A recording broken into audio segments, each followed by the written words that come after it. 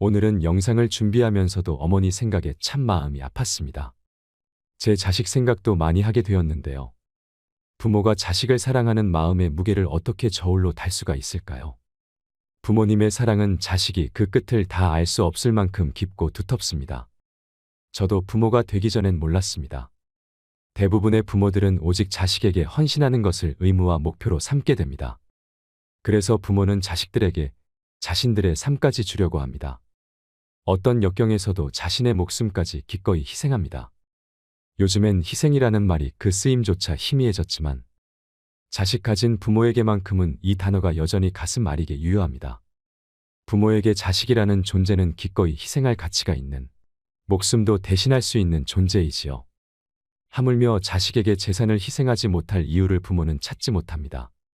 부모의 허리띠 졸라매고 먹을 것과 입을 것 아끼고 줄여서 좋은 것만 자식 입에 넣어줍니다. 절대적으로 가치 있는 시간도 자식을 위해 바쳤습니다. 잠을 줄이고 허둥지둥 쫓기는 생활을 하면서 말이지요. 부모님께 효도하고 자식을 책임지고 자신의 미래는 준비하지 못한 채 위아래로 끼어 살아야 하는 세대가 지금의 50대, 60대라고 합니다. 중년이 넘은 나이에는 경제적인 것도 중요하지만 자식이 잘 되고 못 되고에 따라 부모님의 얼굴 표정은 달라집니다. 잘난 자식은 머리가 아프고 못난 자식은 마음이 아픕니다. 하지만 이러한 무조건적인 부모의 사랑과 극명하게 대비되는 것이 부모를 외면하고 싶어하는 자식의 마음일 것입니다. 오늘은 부모를 버리고 싶어하는 자식의 마음에 대한 이야기를 해보려고 합니다. 아들에게 버림받은 서러움의 자살을 결심한 어머니. 두 아들과 함께 살아가던 한 어머니가 어느 날 밖에 나간 사이 집에 불이 났습니다. 밖에서 돌아온 어머니는 순간적으로 집안에서 자고 있는 아이들을 생각하고 망설임도 없이 불 속으로 뛰어들어가 두 아들을 이불에 싸서 나왔습니다. 이불에 쌓인 아이들은 무사했지만 어머니는 온몸에 화상을 입고 다리를 다쳐 절개되었습니다. 그때부터 어머니는 거지가 되어 구걸을 하면서 두 아들을 키웠습니다.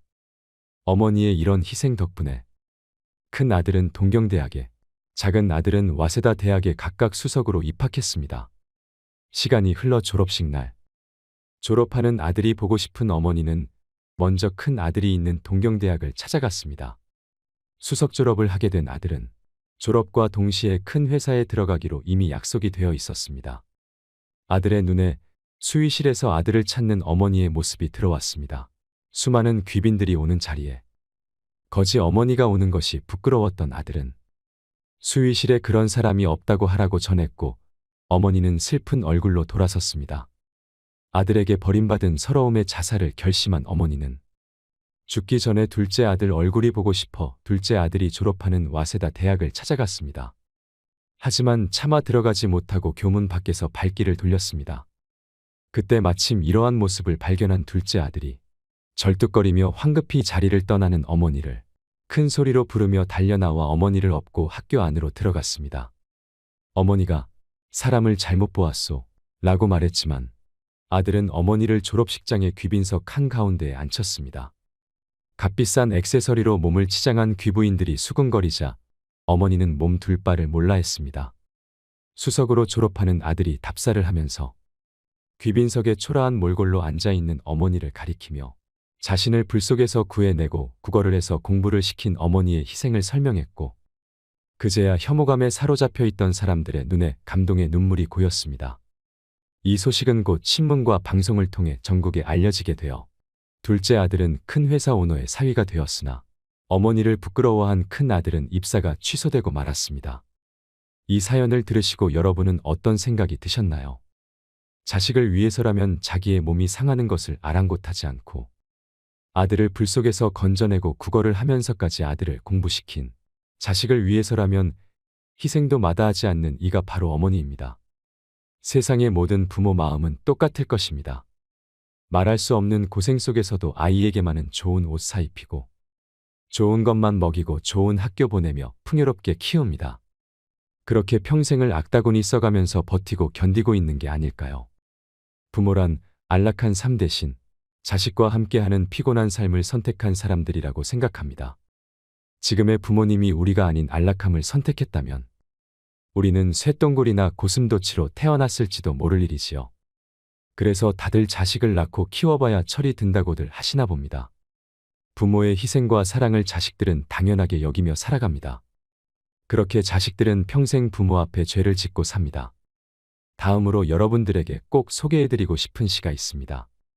이 시를 읽고 가슴이 어찌나 미어지던지요. 당연하게만 여겼던 어머니의 사랑을 자식은 뒤늦은 후회로 깨닫습니다. 같이 들으시면서 어머니의 끝없는 사랑을 느끼셨으면 좋겠습니다. 엄마는 그래도 되는 줄 알았습니다. 하루 종일 밭에서 죽어라 힘들게 일해도 엄마는 그래도 되는 줄 알았습니다. 찬밥 한 덩이로 대충 부뚜막에 앉아 점심을 때워도 엄마는 그래도 되는 줄 알았습니다. 한겨울 냇물에 맨손으로 빨래를 방망이질해도 엄마는 그래도 되는 줄 알았습니다. 배부르다 생각 없다 식구들 다 먹이고 굶어도 엄마는 그래도 되는 줄 알았습니다. 발뒤꿈치 다 해져 이불이 소리를 내도 엄마는 그래도 되는 줄 알았습니다. 손톱이 깎을 수조차 없이 닳고 문드러져도 엄마는 그래도 되는 줄 알았습니다. 아버지가 화내고 자식들이 속썩여도 전혀 끄떡없는 엄마는 그래도 되는 줄 알았습니다. 외할머니 보고 싶다. 외할머니 보고 싶다.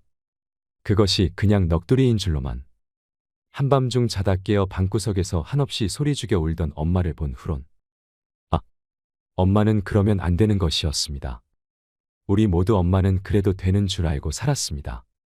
엄마가 가족을 위해 아침부터 발동동거리며 일해도 당연한 일이었고 아버지께는 가장 만만한 아내였고 자식들에게는 너무나 편안한 사람이었습니다. 남편도 자식도 배려 없이 걸핏하면 화내고 무엇이든지 요구하면 다 들어주는 존재로만 알았습니다. 새 옷 한 번 맘 놓고 사 입지 못하고 늘 헌 옷에 양말이나 꿰매 신는 사람이었습니다. 아이들이 싸워서 남의 애를 다치게 해도 엄마가 죄인이 되어 사과를 하러 다녔고 남편이 밖에서 실수를 해도 아내인 엄마가 뒤처리를 해야만 했습니다. 갑자기 돈이 필요할 때도 이웃의 엄마가 빌리러 다녔습니다.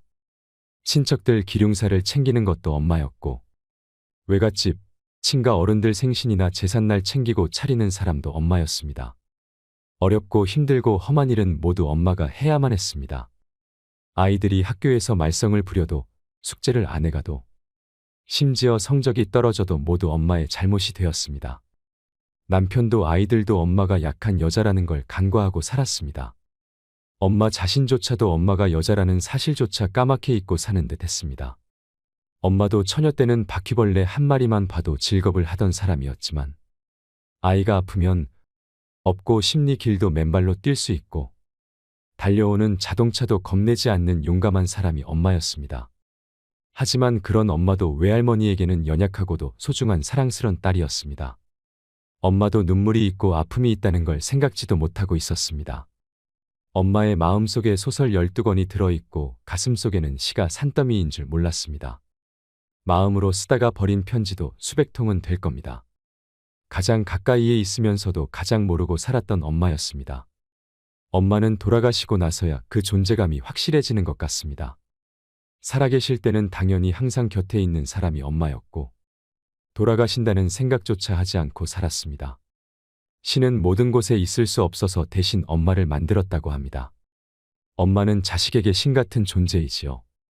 돌아가신 뒤에 후회하지 말고 살아계신다면 계실 때 한 번 더 따뜻하게 안아드리는 게 어떨까요? 얼마 전 시장에서 만난 동네 할머니가 이런 고민을 얘기하셨습니다. 애지중지하던 자식들 시집장가를 보내고 나니 이 부모를 본척만척합니다. 마음 공부하면서 서운한 마음도 다 내려놓고 그 마음 돌려보려고 애쓰지만 자식에 대한 집착 때문에 그런지 쉽게 사라지지 않습니다. 남편도 몇 해 전 떠나고 나는 껍데기만 남은 듯한 느낌이 듭니다. 아들이 결혼 후 안부 전화를 자주 할 줄 알았습니다. 오매불망 아들이 안부 전화해주기를 기다렸는데 결혼한 지 일주일이 지나도록 감감무소식입니다. 자식을 결혼시키면 더 이상 내 자식이 아니라더니 그 말이 맞습니다. 그렇게 한참을 기다리다가 결국 내가 먼저 아들에게 전화하니 바쁘다는 말만 하고 전화를 끊어버려요. 그 매몰찬 대답에 눈물이 왈칵해 사흘 밤낮을 울었습니다. 나이가 들어가면서 참 별것도 아닌 사소한 일에 섭섭함이 점점 더 커져가는 것 같습니다.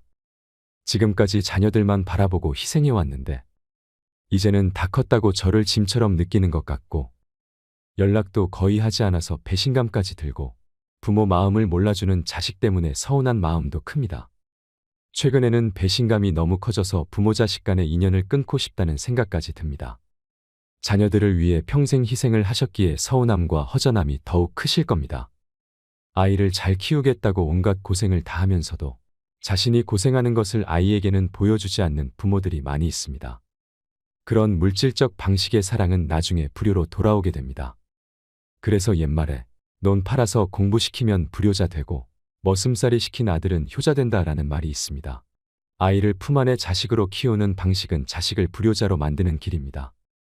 아이는 자식을 위해서라면 무엇이든 희생하는 어머니의 사랑을 먹고 자랍니다. 옛날 전쟁터에서 엄마가 아이를 가슴에 품은 채 총을 맞아 죽었는데 그 엄마의 품속에서 아이가 하나도 다치지 않고 살아있는 경우가 있었습니다. 바로 그런 것이 엄마입니다. 자식에게 서운한 것이 있어도 나쁜 마음을 품지 않고 지금과 같이 잘 자라준 것만도 다행스럽고 고맙게 여기는 마음을 가져야 합니다. 내 자식이니까 우리가 이해를 해야 합니다. 자주 전화하라는 것도 자주 찾아오라는 것도 모두 부모의 욕심일 수 있는 것입니다. 자식을 기다리는 마음으로 살아가면 마음의 병만 찾아옵니다. 자식에게 의존하고 싶은 마음을 버려야 됩니다. 부모와 자식의 관계는 불편해지면 안 됩니다. 서로에게 짐이 되지 않고 부담되지 않아야 불편하지 않습니다. 좋은 쪽으로 마음과 생각의 길을 트셔야 합니다. 어머니가 자식을 고맙게 생각하면 그 자식은 저절로 효자가 되는 것입니다. 내 자식을 효자로 만드는 것은 나한테도 좋은 일이지요. 그렇게 내 자식을 내가 효자로 만들며 사시기 바랍니다.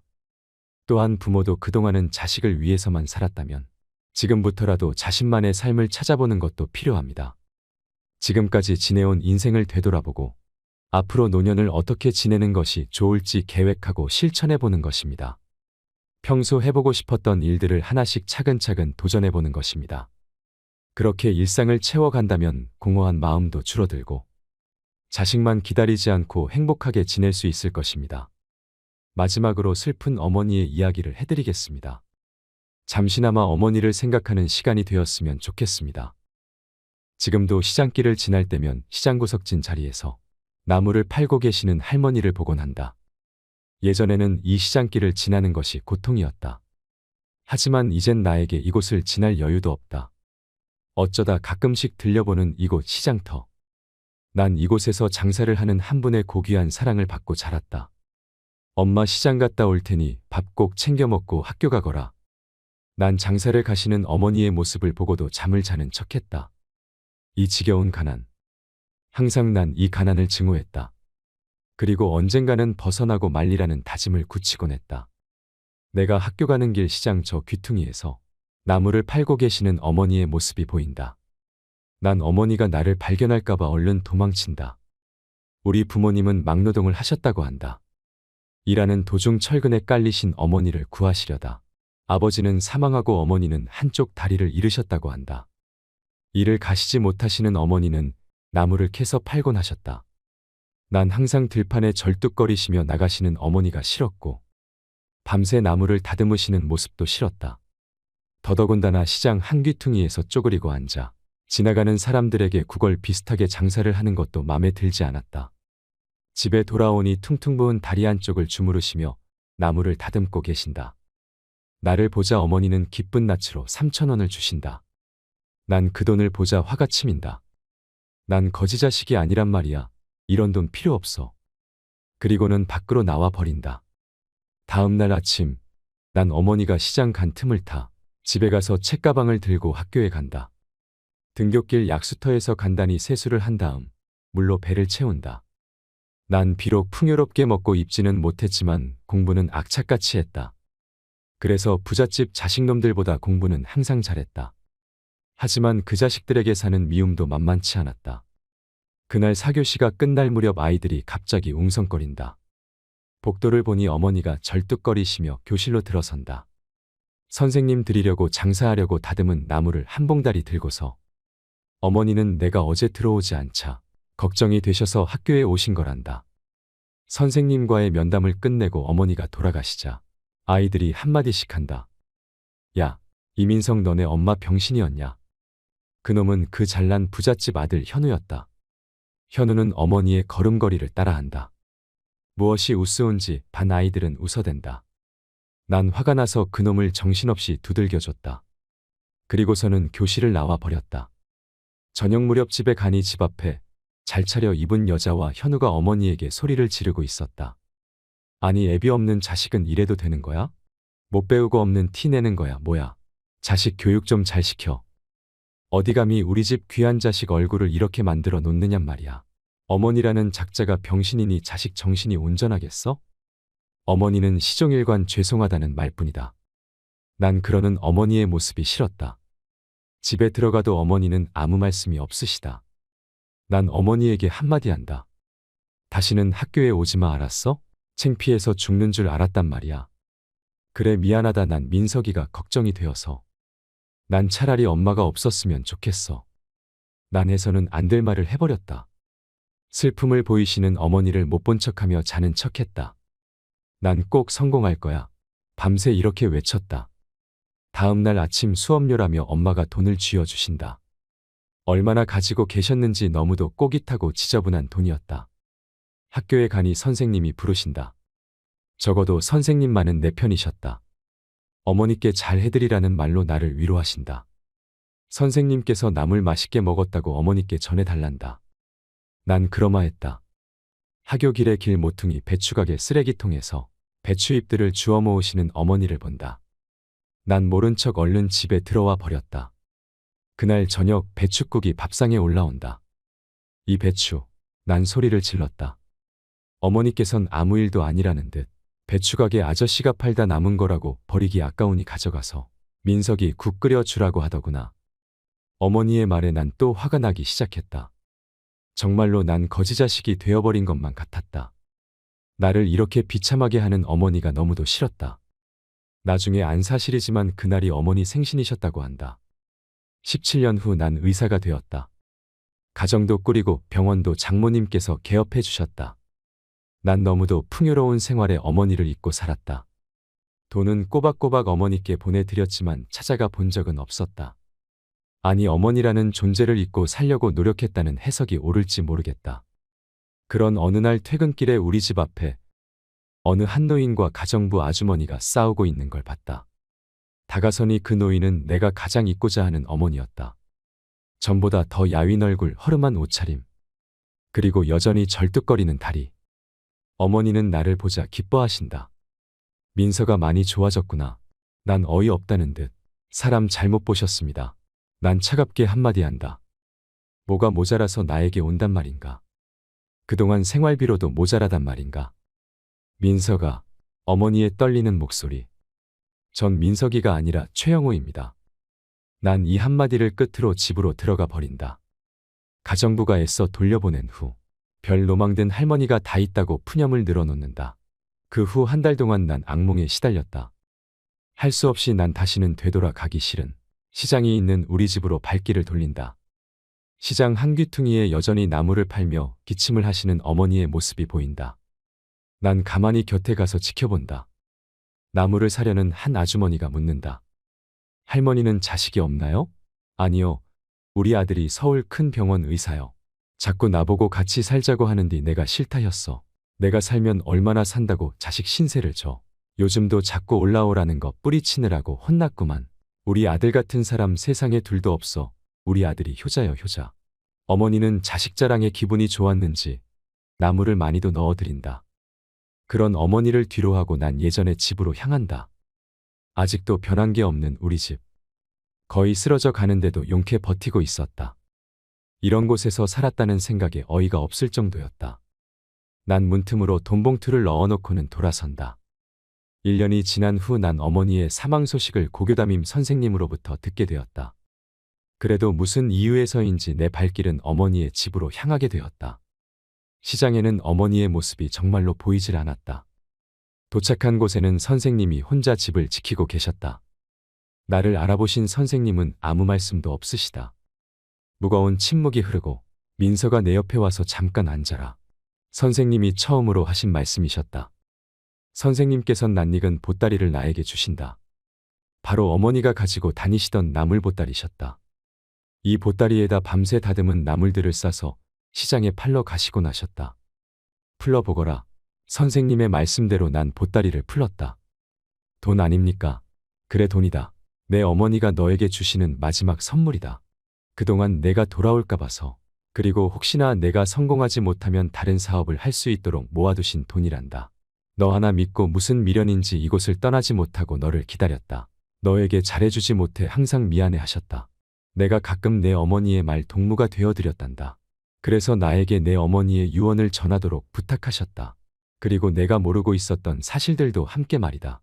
선생님의 얘기들은 나에게 충격으로 다가왔다. 선생님의 얘기는 이러했다. 내가 아주 어렸을 적 나를 키워주신 부모님은 퇴근길에 쓰레기통을 뒤지고 있는 나를 발견했다고 한다. 자식이 없던 터라 나를 데리고 가서 키웠다고 한다. 늦게 얻은 자식이라 얼마나 기뻤는지 모른다고 한다. 어린 나를 집에 혼자 둘 수 없어 항상 나를 공사판에 데리고 다니셨다고 한다. 그런 어느 날 무너지는 철근 밑에 있는 나를 보고 어머니가 뛰어드셨다고 한다. 그리고 아버지도 어머니와 나를 구하기 위해 몸을 던지셨다고 한다. 그 사고로 아버지는 돌아가시고 어머니는 한쪽 다리를 잃으셨다고 한다. 그러니까 난 아버지의 목숨과 어머니의 다리로 살아난 운 좋은 놈이라고 한다. 혼자가 되신 어머니, 다리마저 불편하신 어머니께 주위 사람들은 나를 고아원에 보내라고 하셨단다. 하지만 어머닌 나를 자신의 목숨보다 소중히 여기셨기에 나를 버리시지 않고 키우셨다고 한다. 그 후 어머닌 아버지를 잊기 위해 이곳으로 옮기셔서 나무를 팔며 나를 키워오신 거란다. 내가 대학 다닐 때 암인 걸 아신 어머니는 자신의 몸보다 내 학비를 마련하기 위해 병원에도 가지 않으셨다고 한다. 암 전문의로 명성을 날리는 내가 내 어머니를 암으로 돌아가시게 하다니. 어머니는 마지막으로 나를 한번 보고자 물어물어 서울까지 오셨다고 한다. 그런 어머니에게 난 가슴에 대못을 받고 말았다.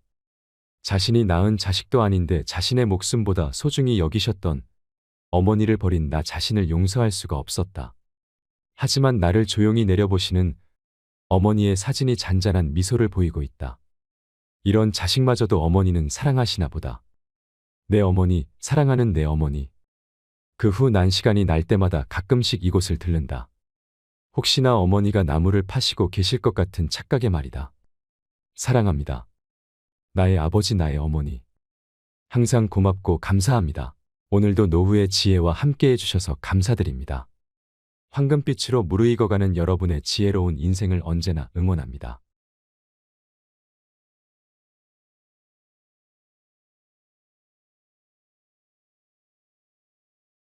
30대에는 자리를 잡기 위해 달렸고 40대에는 가족을 위해 살았습니다.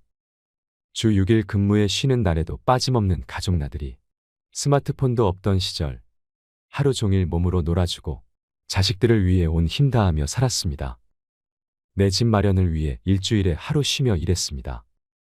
회사가 1순위, 가족은 2순위, 꿈은 3순위가 되어 수십 년을 보내고 나니 답답하기만 합니다. 죽어라 노력하며 열심히 살았다 푸념들 하지만 무엇을 위해 이토록 열심히 살았다는 것인지. 지금껏 앞만 보고 달려온 인생.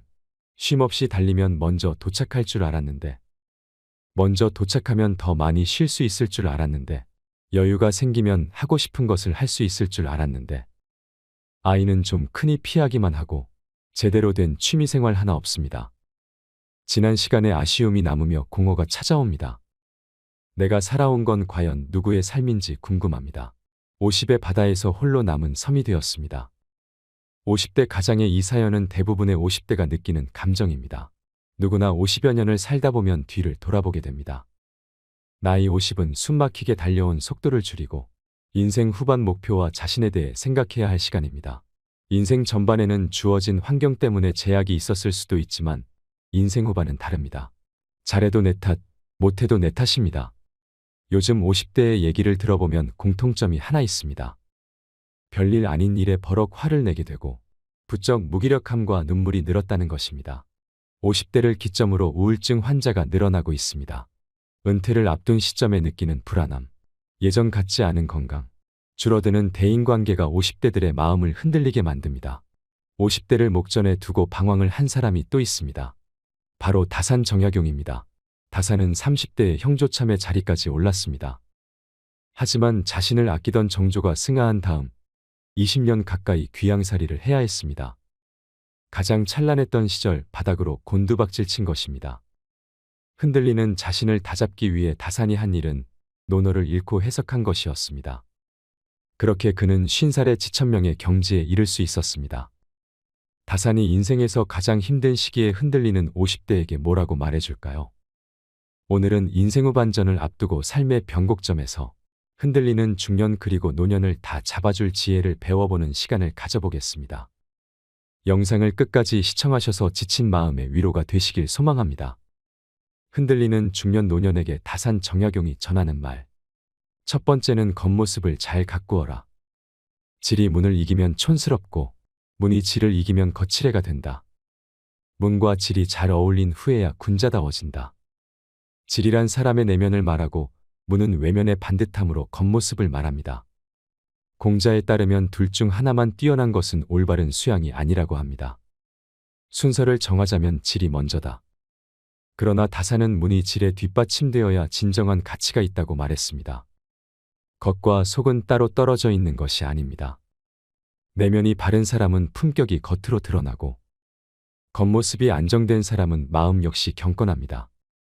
다음은 다산이 두 아들에게 보낸 편지에 있는 글입니다.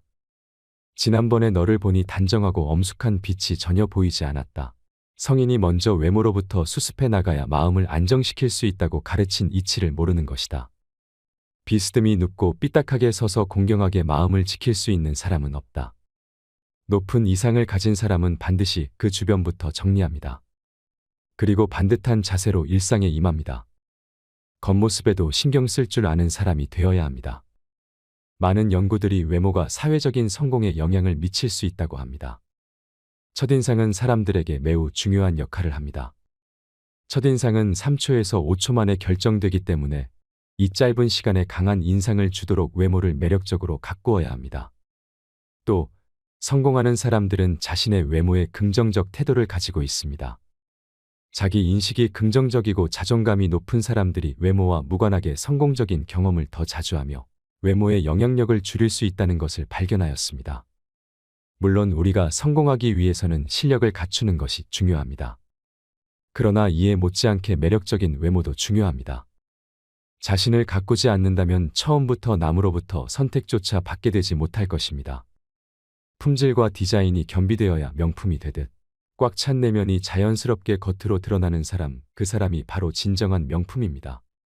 두 번째는 주변의 말에 흔들리지 말라. 50세가 되기 전 40세의 나이는 불혹이라 부릅니다. 불혹이란 미혹되지 않는다는 뜻으로 각종 유혹에 흔들리지 않는 나이가 되었음을 뜻합니다. 선조들은 이처럼 50대가 되기 전부터 욕심에 의해 흔들리는 삶을 경계했습니다. 50대는 사회에서 웬만한 업적을 이룬 후 자칫 교만에 빠지기 쉬운 시기이기도 합니다. 혹은 주변 사람들과 비교 끝에 지금껏 살아온 삶에 대한 회의감이 가장 깊어지기도 쉬운 시기입니다. 다산은 그럴수록 더욱 마음을 다잡고 천명, 즉 하늘의 뜻을 익히는 것이 중요하다고 말했습니다. 최선을 다해 살아야 하지만 세상의 부귀와 공공은 하늘의 뜻이라는 것을 깨달은 것입니다. 이처럼 천명을 알게 되면 부귀영화를 누려도 교만하지 않으며 공공에 처해도 쉽게 흔들리지 않습니다. 다산은 지천명의 경지에 대해 이렇게 설명합니다. 천명을 완전히 익히게 되면 그 어떤 비방과 칭찬에도 마음을 흔들리게 할 수 없다. 일상에서 가장 많은 고민은 말로 인해 생깁니다. 직접 들은 말이나 떠도는 소문으로 사소한 오해와 근거 없는 비방이 우리를 힘들게 합니다. 하지만 그 소문을 막상 들춰보면 아무것도 아닐 때가 많습니다. 다음 날이면 물거품처럼 사라질 일로 하루를 망친 것입니다. 그러니 주변의 말에 흔들리지 않는 것을 50의 목표로 삼는다면 충분할 것입니다. 흔들리지 않는 마음을 가진 중년일수록 더욱 탄탄한 인생이막을 설계할 수 있을 것입니다. 세 번째는 어제보다 더 나은 하루하루를 쌓아라. 논어고금조에는 군자는 위로 통달하고 소인은 아래로 통달한다는 말이 있습니다. 여기서 군자는 인격이 갖춰진 사람이며 소인은 인격이 부족한 사람을 가리킵니다.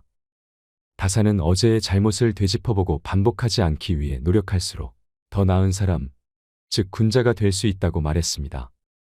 다산은 군자와 소인 모두 처음에는 보통 사람이지만 군자는 날마다 한 등급씩 올라가 최상의 등급에, 소인은 날마다 한 등급씩 내려가 최하의 등급에 달한다고 했습니다.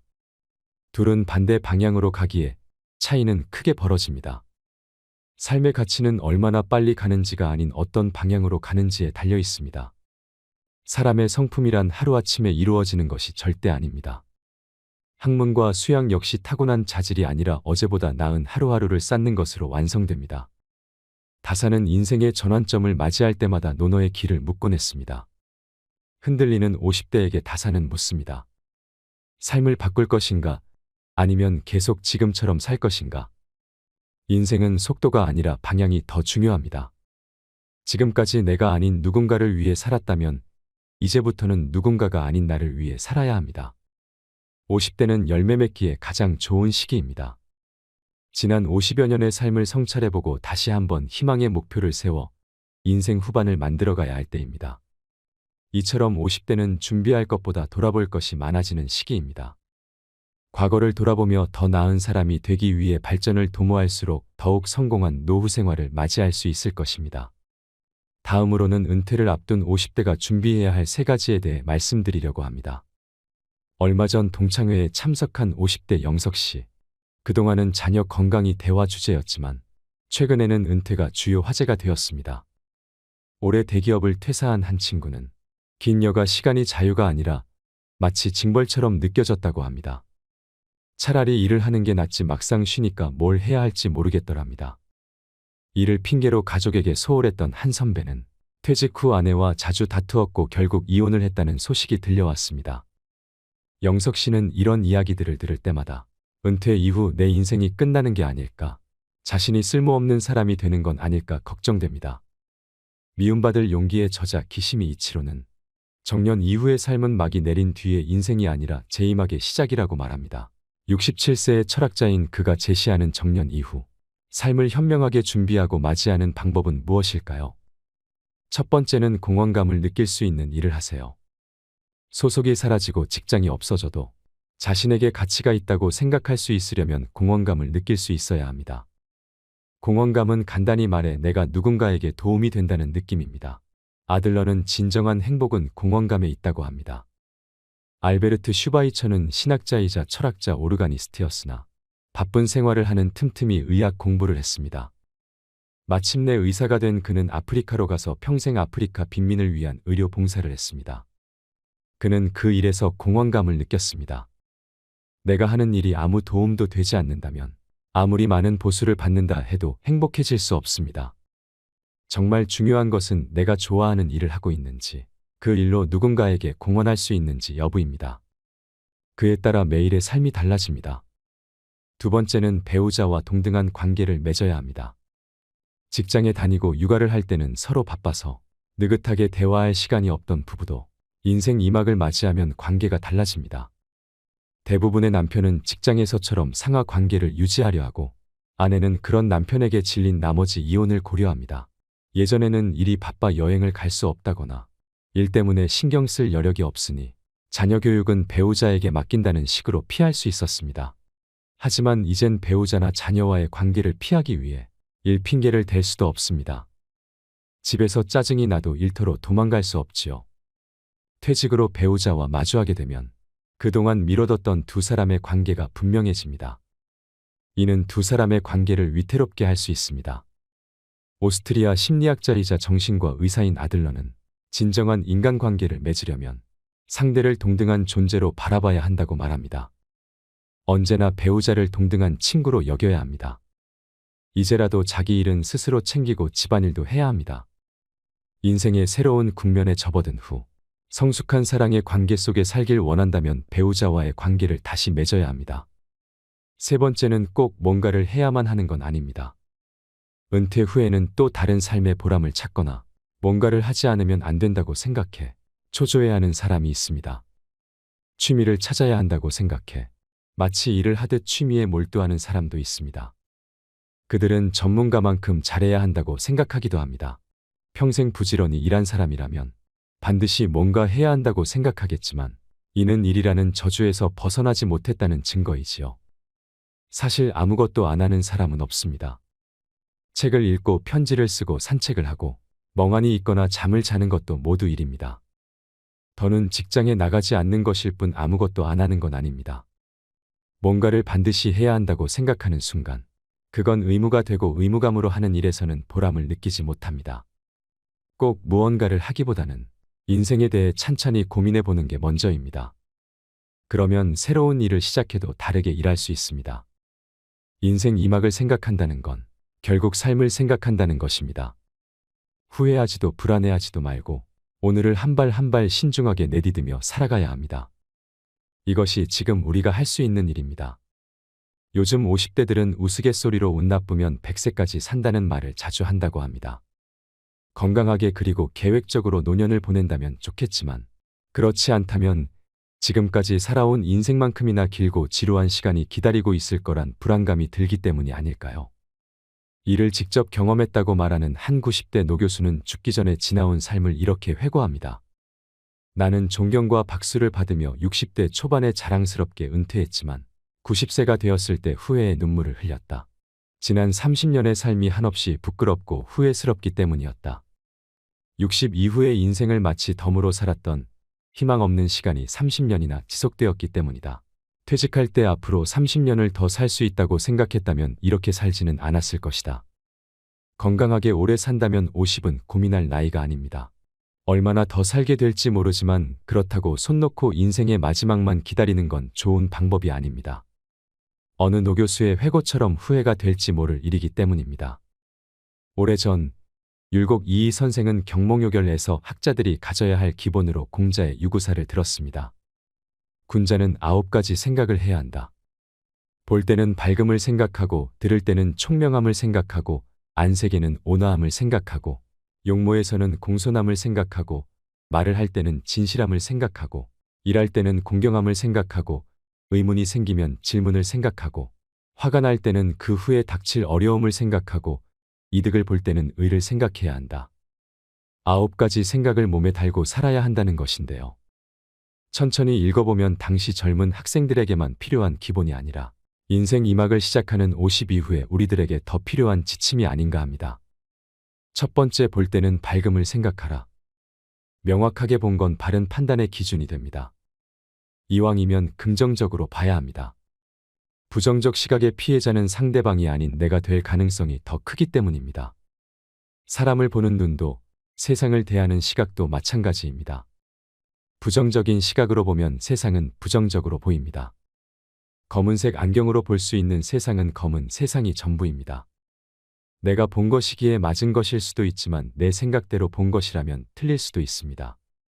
어떤 생각과 어떤 눈으로 보는가가 중요합니다. 지천명에 더 필요한 보는 기술이 바로 시사명입니다. 두 번째는 들을 때 총명함을 생각하라. 듣는 게 보는 것 이상으로 중요할 때가 있습니다. 가끔 상대가 하는 말을 알아듣지 못하는 경우가 많습니다. 총명하게 듣는 것에 서툴기 때문입니다. 말하는 사람의 입장이 될 수는 없지만 반이라도 상대의 입장을 헤아려 줄 수 있다면 관계는 놀랄 만하게 좋아질 것입니다. 상사, 부하, 고객, 부모, 자식, 선생, 학생 그 누구와 이야기할 때라도 마찬가지입니다. 말하는 사람의 편에서 그의 입장이 되어 듣는 것, 그게 바로 총명하게 듣는 것의 시작입니다. 지천명에 더 필요한 듣기 기술입니다. 세 번째, 얼굴색은 온화함을 생각하라. 30, 40대에는 혼자서 일해도 성과를 낼 수 있지만 50대에는 사람들을 통해 성과를 내야 하는 사람들이 많습니다. 그러니 안색을 부드럽고 온화하게 해야 합니다. 그래야 사람들이 더 자주 찾아옵니다. 얼굴을 펴야 인생이 펴집니다. 상사의 얼굴이 온화해야 조직이 살아납니다. 가장의 얼굴이 온화해야 가족의 기가 삽니다. 지천명에 더 필요한 얼굴 관리 기술입니다. 네 번째, 겉모습은 공손함을 생각하라. 겉으로 나타나는 것에는 공손함이 있어야 한다는 가르침입니다.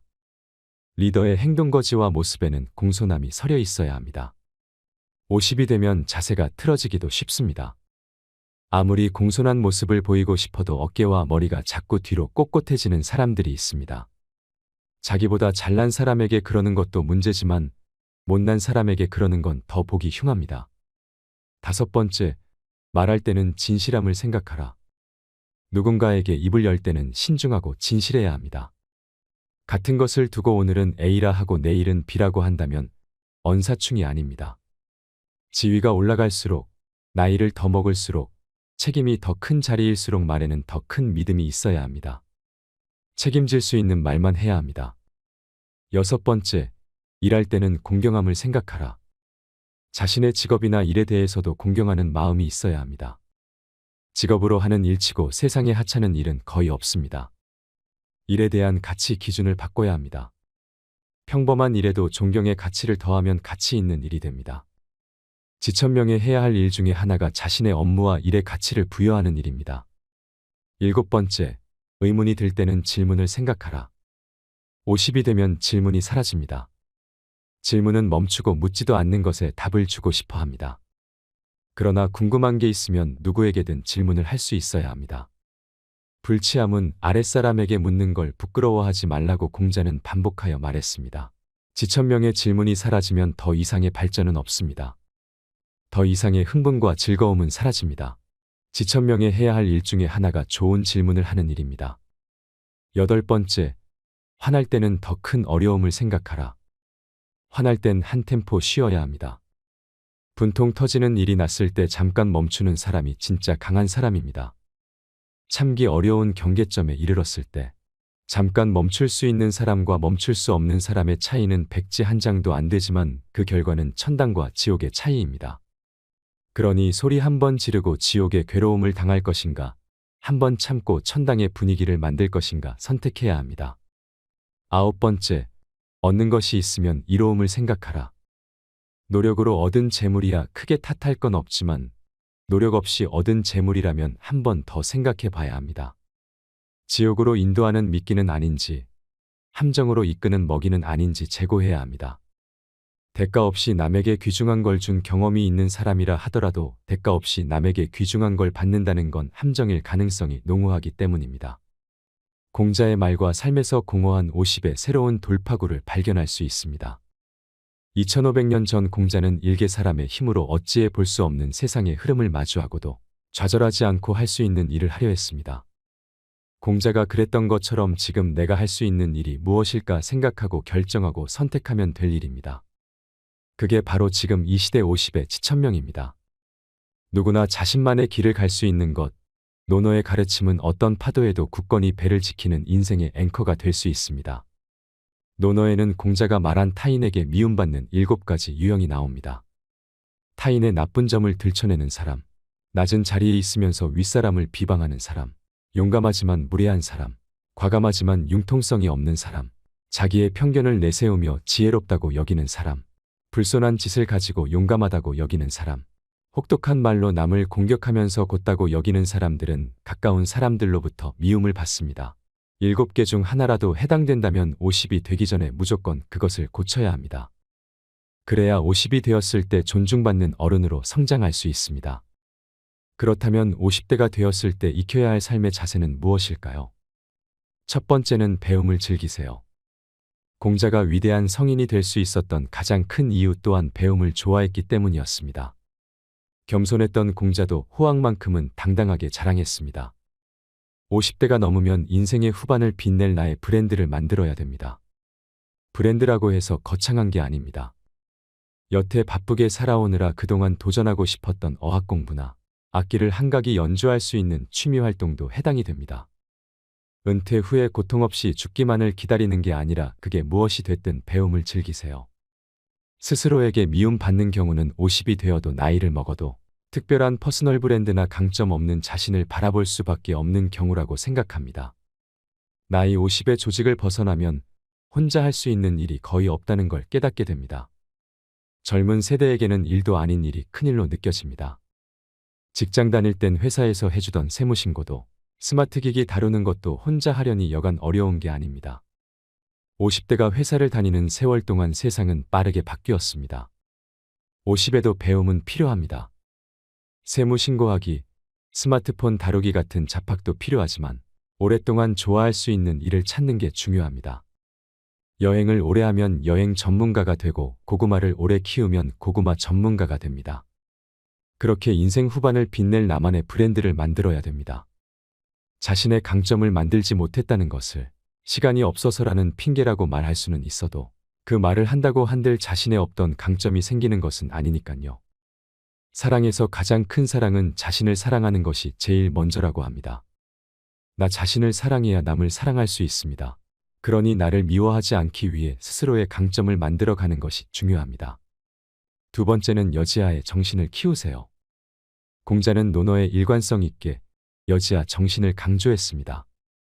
여지아는 어떻게 하지? 하고 궁리하는 것입니다. 스스로 궁리하지 않는 사람은 아무리 좋은 직장에 다녀도 성과를 얻기 어렵습니다. 조직이 클수록 묻어갈 수는 있지만 인생 후반전은 상황이 다릅니다. 나이 50이 넘어서니 스스로 궁리하지 않으면 나만 모르고 있고 태물이 되어갑니다. 반면 어디서든 탁월하게 성과를 내는 사람들은 궁리를 거듭합니다. 어떤 사람이 어느 날 갑자기 세상에 나타난 것처럼 보여도 5년, 10년 전부터 예리하게 칼을 갈면서 준비해왔을 것입니다. 여지아 정신이 있는 사람들은 포기하지 않습니다. 타인을 원망하지도 핑계대지도 않습니다. 결국 스스로 풀어야 할 문제라는 것을 알기 때문입니다. 조직에 있을 때는 묻어갈 수 있었지만 인생 후반전은 상황이 다릅니다. 스스로 궁리하지 않으면 단 한 발자국도 나아가지 못합니다. 세 번째는 외적인 모습에도 신경 쓰세요. 다산 정약용과 마찬가지로 공자도 외면을 가꾸라고 강조하고 있습니다.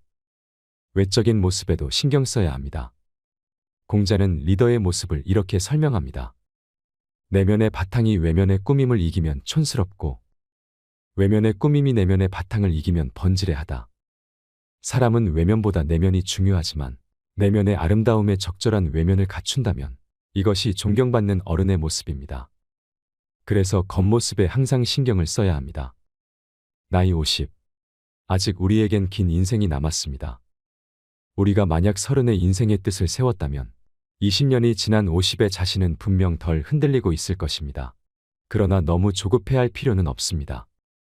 주어진 책임감과 역할에 순식간에 세월이 흘렀으니 흔들리는 50을 마주하는 것은 어쩌면 당연한 일인지도 모릅니다. 20의 미숙함, 30의 치열함, 40의 흔들림이 줄어든 50. 지금이야말로 일관성 있는 일을 하기에 좋은 나이입니다. 마음이 간절하면 못할 것이 없습니다. 그러니 핑계를 멈추고 생각해야 합니다. 지금 바쁘다는 핑계로 50을 넘기면 무엇을 하든 후회하는 60이 됩니다. 나이 50이 넘으면 자기 자신만 생각해도 욕먹지 않을 나이입니다. 지금까지 나 아닌 누군가를 위해 살았다면 이제부터는 누군가가 아닌 나를 위해 좋아하는 일을 찾아 재밌게 살아야 합니다.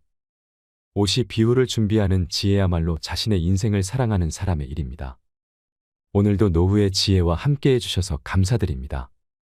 황금빛으로 무르익어가는 여러분의 지혜로운 인생을 언제나 응원합니다.